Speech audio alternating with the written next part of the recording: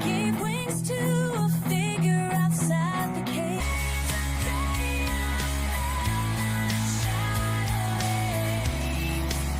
So I drew someone who could fly. Maybe I break so I can bend. Maybe the cracks let the light in.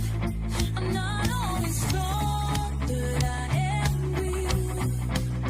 And that's the kind of power I feel. Some days I feel like I can't fly. The other days I feel so fragile. I can shine. Today's the day I shine. So I drew someone who could fly. For a moment I could touch the sky. Lifted from these feelings I could fly. Lifted from these feelings I could fly. When life comes around and drag me down, I reach for my pencil and turn it around.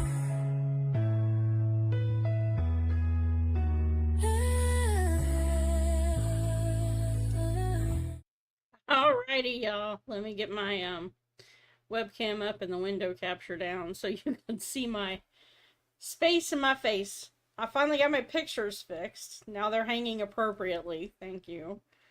Two of the pieces are artwork that I've done, and then one is generic Divine Mercy and Sacred Heart. So that's what the art is. This one is a piece that I created, and that one is a piece that I created, and that one is one that I ordered off Amazon. So there you go. Now you understand the set. Ta-da! But tonight I did want to talk about depression. And there's a reason for this, is that I've had some thoughts about depression that I wanted to share with y'all, and because it was just so profound. I think it may be really important. Yes, you did forget to get me some Little Debbies. Now, I am not the Swiss roll kind of girl. I'm more like a zebra cake girl. But Ubi knows my particular tastes. Ooh, I'm gonna have to turn on the fan. Actually, Ubi, if you could do me a favor, so that I don't have to step away from the camera and all that. If you could come in here and turn on my fan, that would be brilliant, because I'm melting. It's quite warm in here. Very toasty. Oh, you're sharing a sandwich with your cat, Bo? That's so nice. Is Bo leaving you any sandwich left? All right, thank you. But yeah, so mental health is a huge thing for me. I grew up in a family that was rife with mental health ailments. Let's put it this way. My dad and my mom literally met in a psych ward. Okay, my mom was the ward secretary. She knew what my dad had. She just thought she could fix it. And what did my dad have? Paranoid schizophrenia. Yeah. I don't know which one of the two of them was crazier, to be perfectly fair. Because anybody who thinks they can fix paranoid schizophrenia on their own power, well, that takes a special kind of crazy. Oh my goodness. So, chicken and Colby. Nice. Yeah. So anyway, needless to say, and my dad wasn't the first one who had it. Like, his dad had it, and his dad's dad had it, and his great aunt had it. So 3 generations with paranoid schizophrenia. My mom thinks she could fix that. Well, it took her about 3.5 years to decide no, that she'd bitten off more than she could chew. And so that was my start with mental health ailments, like literally from the ground up. And my mom, as I was growing up, I used to get so frustrated because she would always tell us she was going to do this and she was going to do that, and she never followed through. She was the kind of person who could be just fine one minute and then all of a sudden explode into uncontrolled rage on a dime, and you didn't even know what you'd done to trigger it. And when I met Ubi, he was the only person in my life who was always there for me, right? He was always present. He didn't, when I needed him, he was there. And that was the only person in my life who was like that. And also, he didn't expect anything from me, except that I be me. Which was also different because everybody else had some kind of performance expectation for me. And so Ubi was the first person to give me an experience of unconditional love. You just love being who you are. You don't have to do something to earn it. Which was very confusing for me when I first encountered that, and I didn't know what really to do with it at first. In fact, that's one of the reasons why we initially broke up, is that I didn't know what to do with it. Yeah, it's hard to scan those sandwiches, Jeremy. It's a pity that Pookie doesn't have a 3D food printer. We haven't yet gotten to the point where we can have replicators. So, that would be awesome, though. But yeah, so anyway, then Randy and Ubi and I got married. And all of a sudden, the depression that he'd had from the beginning, that I hadn't seen because I wasn't living with him 24 hours a day, became self-evident. Couldn't hold down a job. Just didn't have energy to do anything, and I really didn't understand that. I didn't understand what was going on, and so I wasn't particularly charitable toward him. Caused a lot of problems in our marriage. I was so impatient and so frustrated with him because I felt emotionally abandoned by the one person who'd always been there for me, now didn't seem to be at all. So, over the course of the next 25 years of our marriage, I slowly started to get a handle. Part of the shift came I was 36, and my mom was talking to me on the phone. And she pointed out that I was holding against him all the anger that I had over her depression. And that was kind of a surprise to me that she brought it up, because she wasn't particularly fond of my husband. But she was right. Part of the reason that I'd come to resent him so much was that I thought he was going to be a break from my mom, and it turned out that he was just my mom with a penis. So I was just back to dealing with somebody who had chronic depression, and I didn't know what to do with it. But once that revelation came through, then there was a series of things that I don't remember what all happened to bring me to this point. But eventually I got to the point where I realized that he was not able to have the energy to deal with the rest of life because he was so busy fighting this battle with depression. It was consuming all of his mental and emotional energy. So he didn't have any to spend any elsewhere. And it didn't look like he was doing anything because the fight was all on the inside, but that didn't mean he wasn't fighting. It just meant I couldn't see the battle. Because for a long time, what it really felt like was standing on the other side of the glass from a person who's drowning. Yeah, well, when you weren't baggage, at any rate, it felt like I was standing on the other side of the glass from somebody who was drowning, But there was a ladder that I could see behind them that they just wouldn't climb up. And I couldn't understand for the life of me, why won't you grab the ladder and climb up? It just, you know. And what came to me eventually was that he couldn't, because this depression had him in chains at the bottom of the tank, keeping him from being able to climb out. So once that shift came, and I stopped being his adversary in blaming him for having it, and I think it was that encounter with my mom partly helped me to realize that if he were blind or deaf, I might be frustrated by the fact that he couldn't see or that he couldn't hear, but I wouldn't blame him for that. Whereas with depression, it was in a sense a mental handicap that I was blaming him for having because it inconvenienced me. And so once I guess, got over that and recognized that I was essentially blaming him for something he wasn't really in control of,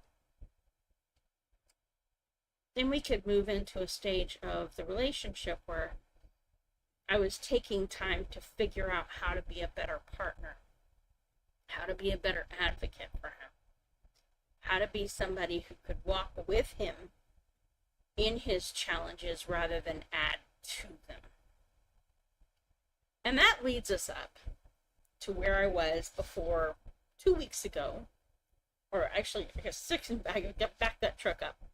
6 weeks ago on a Saturday morning, I get woken up with a title, Writing for Christ. And I think it's about a book, right? I think it's about a book. So I start writing. After roughly a month, I am 90,000 words into it, and that's when we took our vacation, so I took a break from it. Came back, and I was looking at a way to start efficiently and effectively editing it. And I took a look at math, because this is going to sound a little bit crazy, but because math is symbolic, so you can, it's kind of like getting a top view of things, so you pull them into the abstract instead of the concrete and take a look at them, if that makes any sense to anybody except me. And it allows you to see patterns and systems that you would otherwise miss, because you replace basically, okay, so let's say you're doing math of the hero's journey. So X is the hero, negative X is the herald that kicks off their journey, 0 is the potential that they've got for either going further negative or up positive. That's kind of where your story starts. And then A is the action that they choose to take that determines whether it goes in the negative or the positive direction from there. And CQ is their expected outcome, why they chose that particular action, what they were hoping to get out of it. Y is the goal or the dream that they have that is the reason they chose that particular option. And then capital CQ is the actual outcome they get. It's what happens when real life shows up and interrupts their projections, right? So that's kind of how you would abstract that kind of stuff and pull it into a higher level so you can see a pattern to it. So anyway, so I'm going through this process and I'm working through what the emotions do, what function they serve within the body. What is the communication that they're doing? And I already knew that anger was a signal that you'd spotted an injustice. Something transgressed a boundary of yours that didn't ask for permission to be there. So, boom, anger is your trigger.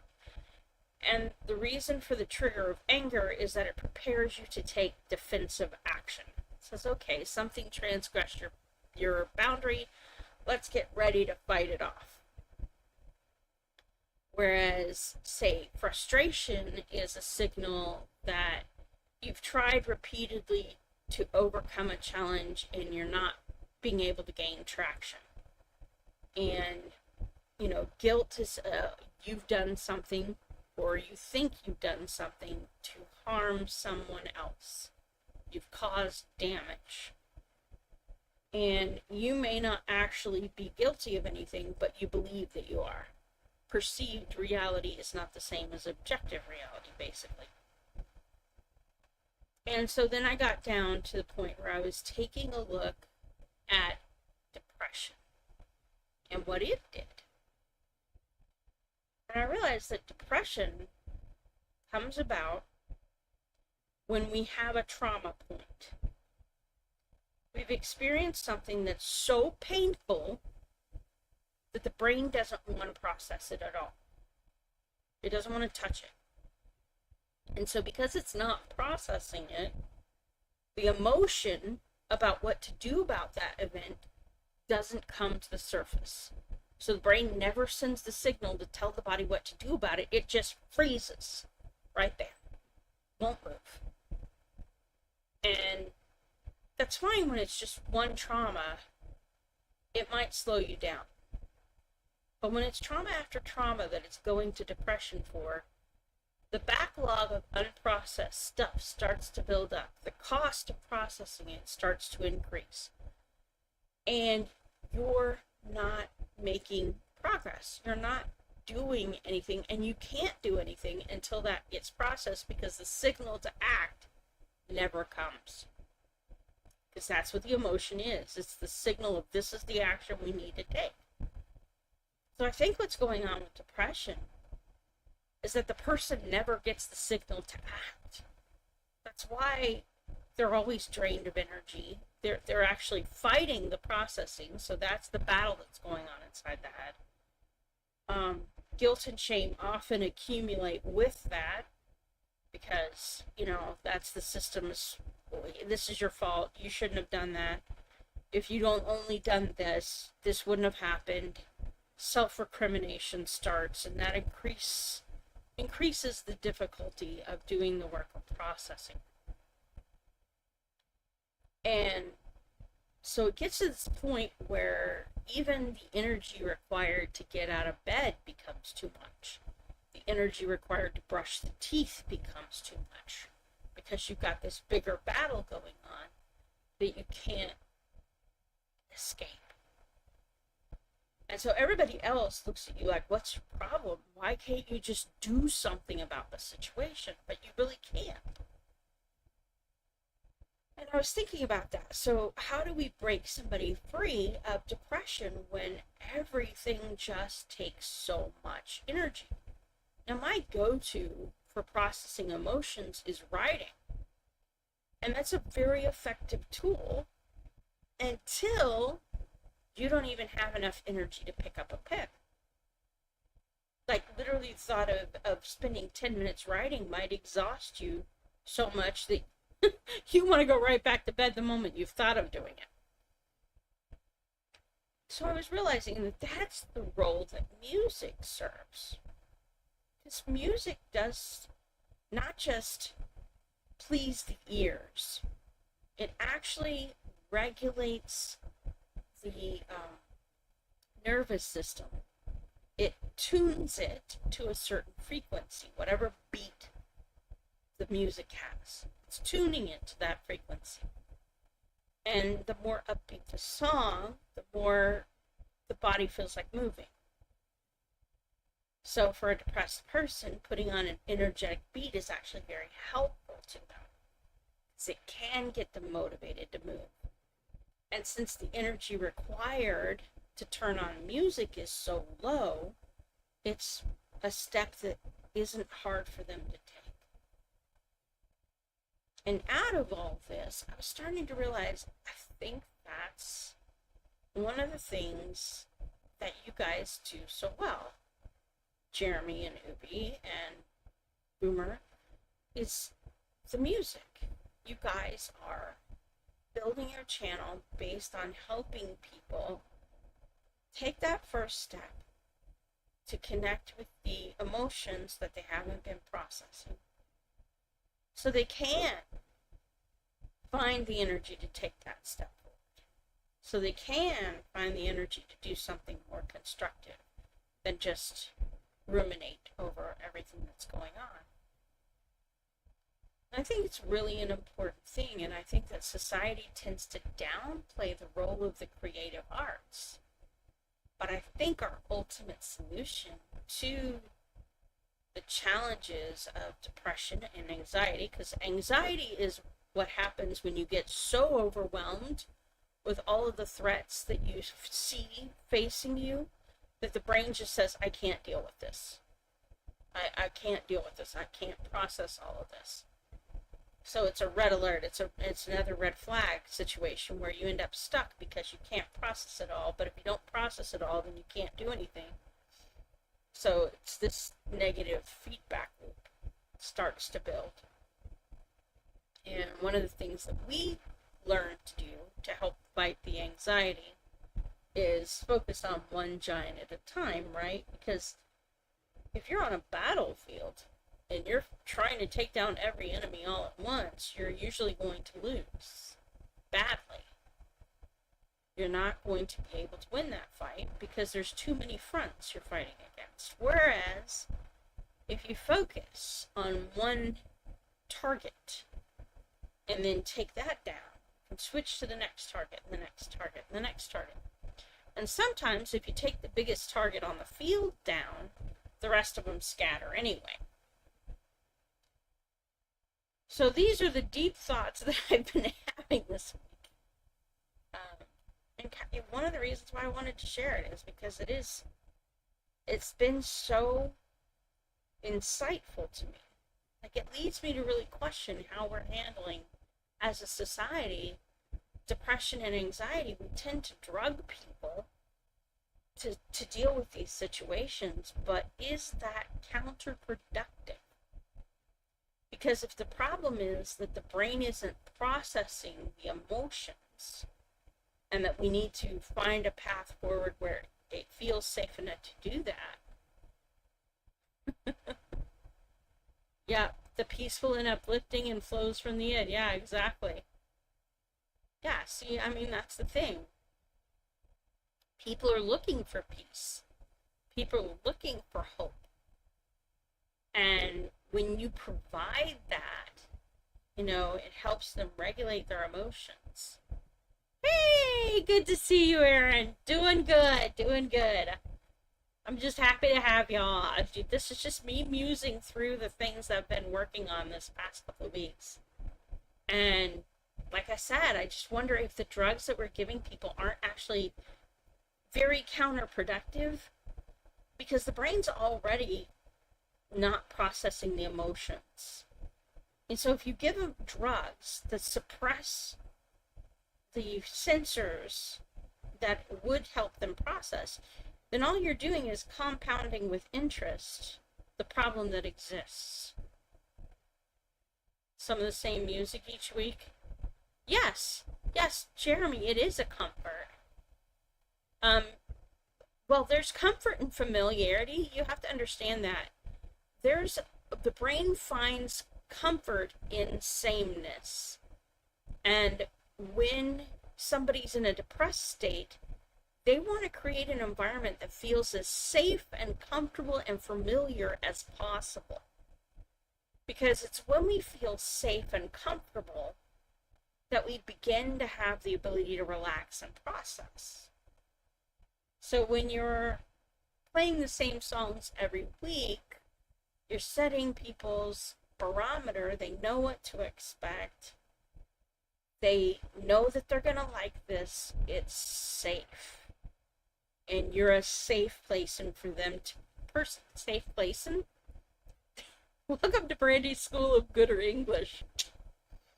You're a safe person for them to do that processing with, because you know what they're going through.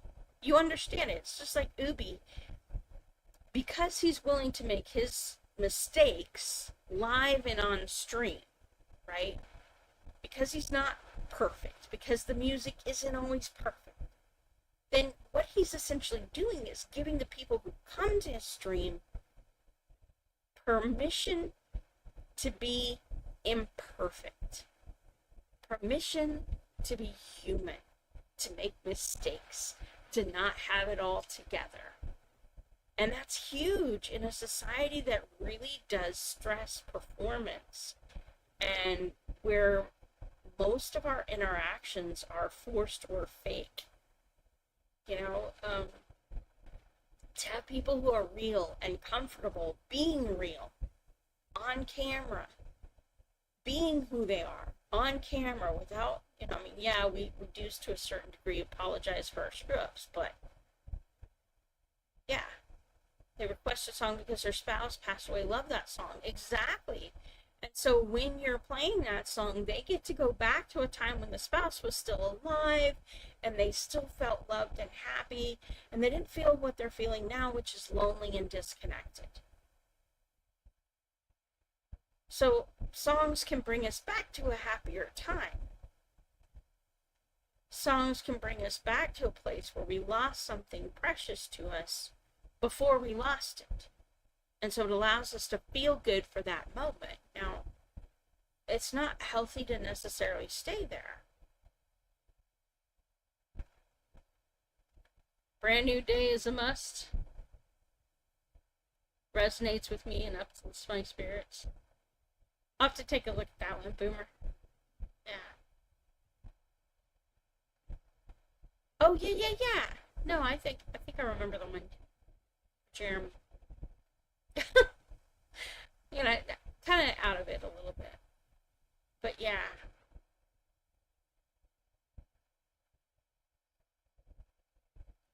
And it is amazing, Jeremy.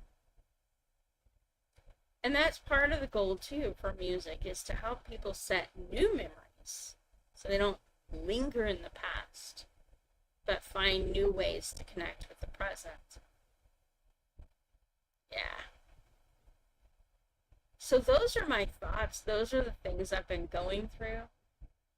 Realizing that so much of what we do in society is so counterproductive. And then I was taking a look at how the world shapes up if you don't believe that there's a God, and you don't believe that there's hope after death. Life kind of becomes this awful tragedy. Maybe even a comic tragedy, because you're struggling against a force you know you can't defeat. That all of your efforts to improve your life, which we're all driven to do, we're all driven to try and improve our lives, to try and make life better for ourselves and for the people around us. That's part of our driving instinct. And when there's no hope of doing that, but we try anyway, it's kind of a sad thing, right? It's probably one of the greatest tragedies of all time. To be in a situation where there's not really hope of you being able to do it, but you're trying anyway. Sunshine, the little things, same effect. You love that song and how you view life. It reminds you to appreciate the small things like new sprouts in your garden. Yes. I'm also stubborn enough to grow things from seeds, Boomer. I love watching them grow. I love that you push them underground and then you watch them pop up their little heads up. And yeah, it doesn't always work out. You know, sometimes you plant a bunch of stuff and it doesn't work out the way you'd hoped. Things get kicked over, or not enough sunlight hits it, or it dries out too fast, or wilts for no apparent reason. But I do love growing things anyway. You know, so those are some of the deep thoughts that have been on my mind. I love the fact that when you do accept that God is a factor, you get so much hope. You are given such a boost in your ability to tackle the challenges of life. Yeah, you get those bare spots and it's like a teenager trying to grow a beard. Yeah, I agree. There's these things that just don't quite work. life is kind of like that, though. You know, when you're trying to grow things, you never know what's going to take off and what's not. You just got to roll with it and try.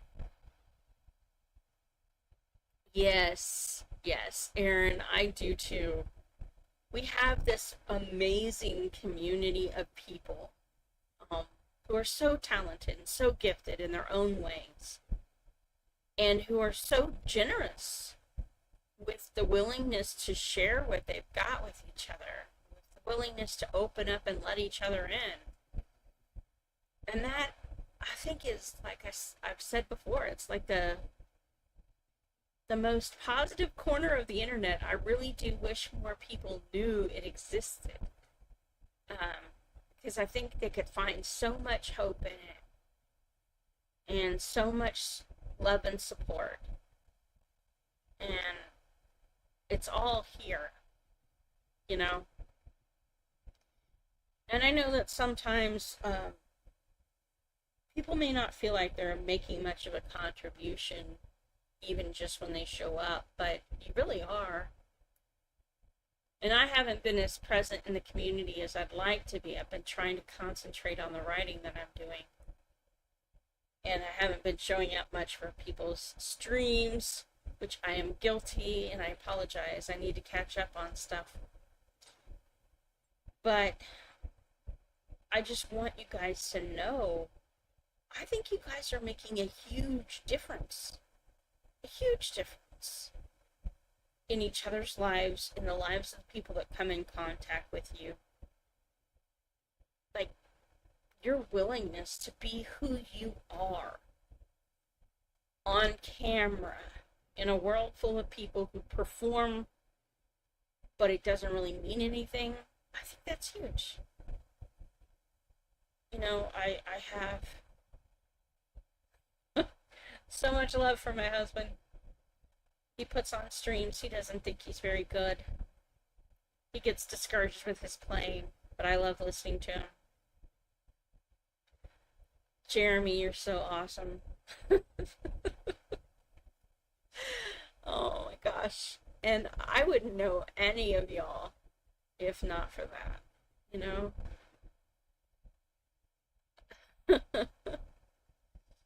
Yeah, I know. Yeah, exactly. Well, thank you, thank you. Yeah, I know, right? The fan is doing a lot of the heavy lifting there. No, no, no pun intended. I think so. He thinks he's garbage, which I think that's a lot of the depression talking. Yeah. Um, but the fact that he's willing every week to show up, to be himself, whether he feels good or he doesn't feel good, to show up and to be himself, that is the greatest value I think that he adds. And he brings you guys together. You guys all love hanging out with him. And I have mad respect for him because he's so much better at cultivating relationships over the long term than I am. I didn't grow up with really good relationship skills. So even if I start a relationship well, I often have trouble maintaining it. And thank you, Malachi. Yeah. This one, as I was telling people earlier, the one with the Eucharist, that is one that painting that I did. The Mary and the baby and the Holy Spirit, that's another painting I did. And of course, then the the Sacred Heart of Jesus and the Immaculate Heart of Mary are things I bought off the internet. But they make me happy. So they keep me company, keep me in the right mindset, remind me of why I'm really doing the work. And but yeah, I mean, I think it's this music is the lowest level energy expenditure required to help somebody move forward. And I wonder if, like, so often the first resort is to turn to pills or recommend therapy, and maybe we're taking the wrong approach. Maybe the first step forward is flip on the music. Go find a good stream to hang out in. Do something that welcomes your soul into the process, because music, like I said, is an emotional regulator. Yeah, Pookie, I get that. I get that. I probably would be too, to a certain degree. I actually have made myself get out in the community more once we've moved here. I'm meeting people and getting involved, to a greater or lesser degree, so that I'm not hermiting myself away. But it would be very easy for me to just cloister myself in the room and write nonstop. Uh, but I don't think that'd be very productive for anybody. But yeah, I mean, I have learned so much from you guys, from being part of Ubi's community. Just being present in it has been such a benefit to me.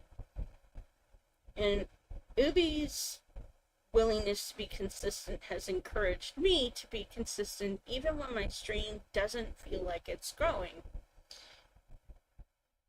But I'm also learning things about storytelling and how to make sure that I can draw people in. So I'm getting better at that.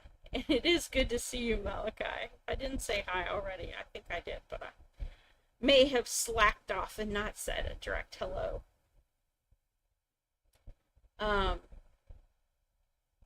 I'm always amazed at what you guys do for one another and how you show up for each other. And you guys are my example of how to be present for the people that do show up. And how to be present even when everybody doesn't show up. Because my tendency before I really got Ubi as an example to follow through his stream was, if I started doing things and they didn't work out the way that I'd hoped, I'd quit. I'd assume there was something wrong. And instead of figuring out what it was and fixing it, I'd just quit and give up. Which, as a result, I didn't get very far in anything I was doing. But that was part of my own trauma.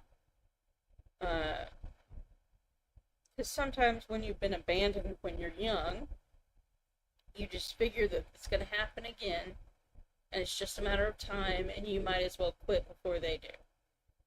You've not had a cigarette in 6 weeks now?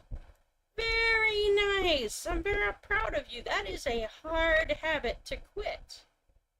So many people struggle with that. So many people have developed that addiction quite young, and it's cemented into the brain almost as the go-to for de-stress.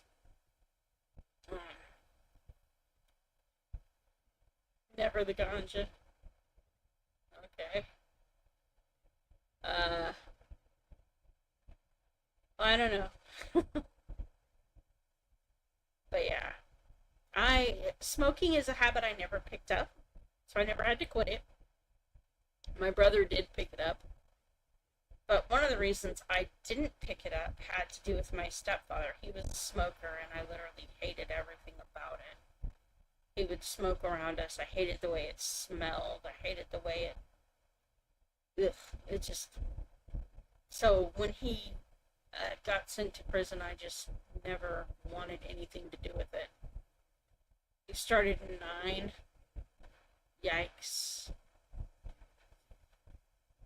Yeah, that makes it tough, Boomer. Because that means it's wired into your circuitry that developed as you were growing up as a stress mechanism. That's a very, very tough habit to break. Smoke is a time killer. Well, it's certainly going to kill the amount of time you have on Earth, that's for sure. I mean, I can talk. I have my own bad habits. I have my own things that are go-tos that I shouldn't go to. And really working on making myself aware of the negative habits that I've developed and weeding them out. Because I don't want to die captive to something that isn't for me. You know? I don't want to die enslaved to sin, so to speak. I do want to die a free woman, freely choosing what I do and don't do. And when you're, basically trapped in a habit, you're not really free. And I've never, ever, ever liked anything to defeat me. Especially, I've never liked to be confined. I have to tell you guys a story. So, when I was little, like just barely learning to walk, or just right before I'd really, I had it down, I could walk, but I had to have a finger on the furniture. Ooh. Well, you've been in the hospital for over a week without a cigarette in sight and did just fine. That's good, Pookie. Yeah, I had to have a finger on the furniture to feel safe. And then they took me to visit my cousin Jeffrey. And my cousin Jeffrey was literally 2 weeks older than I was. And he was already walking on his own power. Mom said I took one look at my cousin walking, and that was it. Boom, I was done. I was done. I was walking without the finger. And to repay my cousin Jeffrey for his generosity to me and helping remove my need for the finger on the furniture, they decided to put me in the little playpen that they kept my cousin in, thinking that it would confine me the same way it had confined him. No, that was not going to happen. Nothing was going to confine me. I busted out of that playpen so fast and taught my cousin Jeffrey to do it too. Because you don't smoke cigarettes anymore, you'll be less likely to get cancer. True facts. True facts. Or at least you'll be less likely to get lung cancer. Yeah. When you were in the hospital, they had patches and mints and you were still climbing the walls. Yeah. You just took chicken drumsticks off of your smoker, so you smoke. Yep. Yes, you do. Chicken legs for dinner and corn and crowder peas. We had a very creamy homemade macaroni and cheese for dinner with ground beef.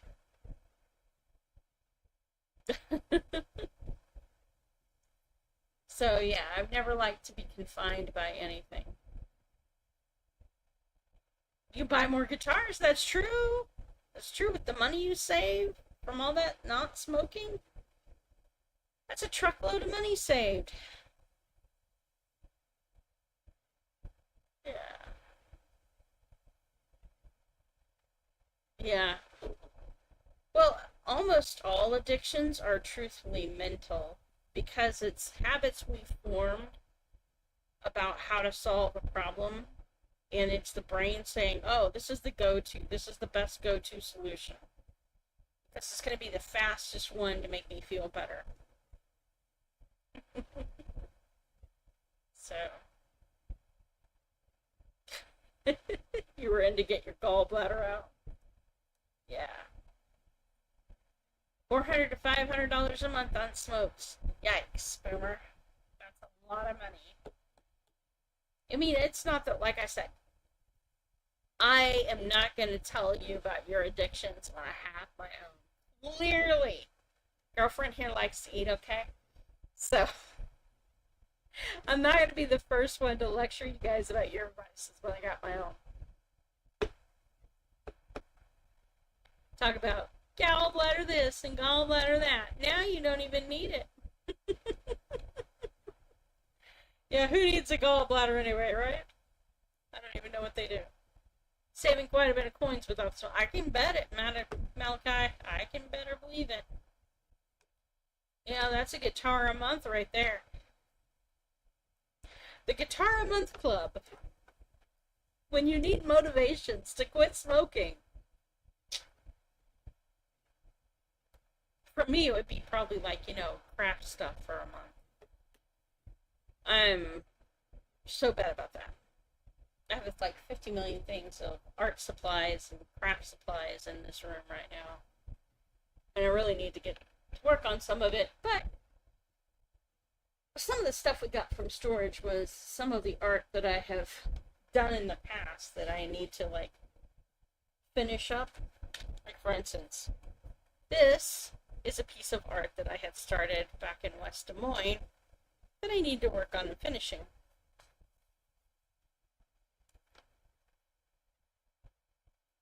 This is a piece of abstract art that I did years ago when I was living in Elko that I have no idea what to do with. Haven't ever really done anything with it.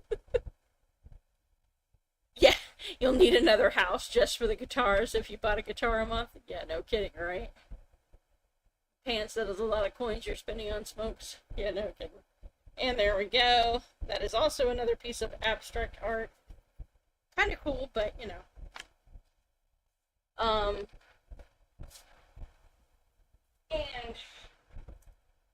art is another way that I deal with my feelings and emotions processing, not just writing. But let's see. Yeah, that's a smaller version of Dragon. I need to like put some of the shadows and highlights and scales and stuff like we did with the Dragon and the digital version. It'll be cool if I manage that. But yeah, that's pieces that we got out of storage, so it's nice.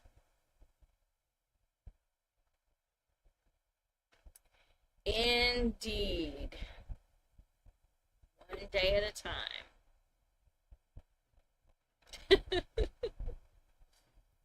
So, yeah, I've been doing a lot of thinking actually about life, the universe, and everything. In fact, that's one of the things I'm calling the book on mathematics is the mathematics of life, the universe, and everything. And no, the answer is not 42.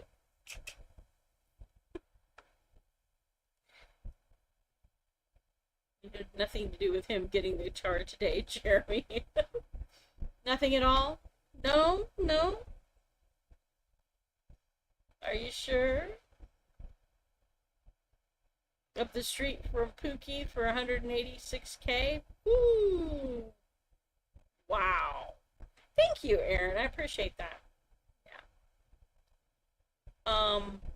Yeah, art is something that I use to as a secondary kind of emotional processing when I don't even have words for a thing. I'll sit there and play around with drawing until whatever in me dislodges. And see what comes of it. Doodling is a very effective thing for me. You don't have enough guitars until you have every single body shape there is. Oh, Malachi. Fortunes would be required to buy all the body shapes, all the shapes. I wonder how many there are, honestly. Let's see. Body shapes. How many guitar body shapes are there?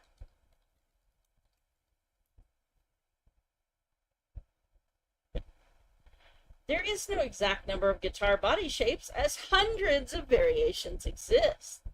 They are generally divided into 5 to 8 main standard shapes for acoustics and electrics, alongside countless offset and experimental designs.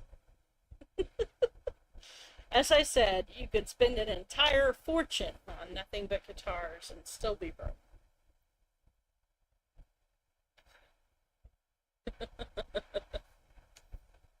Yeah. The main S-style Stratocaster, T-style Telecaster, Les Paul offset, and exotic or pointy. The Flying V, Explorer, or Warlock.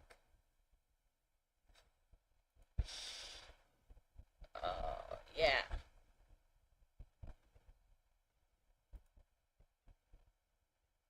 Every artist has their thing that they invest in so much of. Yeah. Tools, man. Tools of the trade. Radio is expensive. You need an SG, Jaguar, Mustang, Jazzmaster, Strat, Warlock, Iceman. Yeah. I think what you're saying to me, Malachi, is that you need to win the lottery. That would be a lot. You gonna still have room for your fiance and your son? Blue gives you hell for all your pointy ones. That makes sense. Pointy ones are interesting. Although, if I were going to design a guitar, I would want to design one that was shaped like a cat.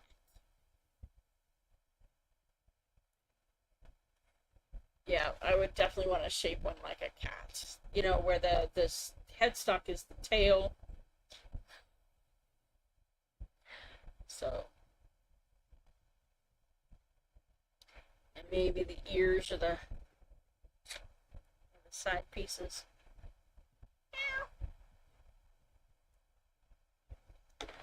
Boo, boo, doo, doo, doo, doo, doo. Oh no, don't do the rat dance. No, rat dance.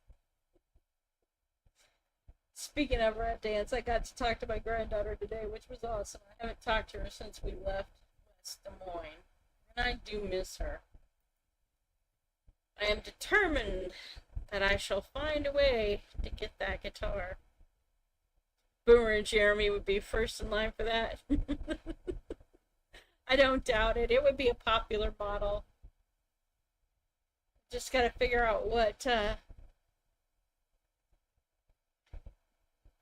figured out the shape and kind of, maybe carve one out.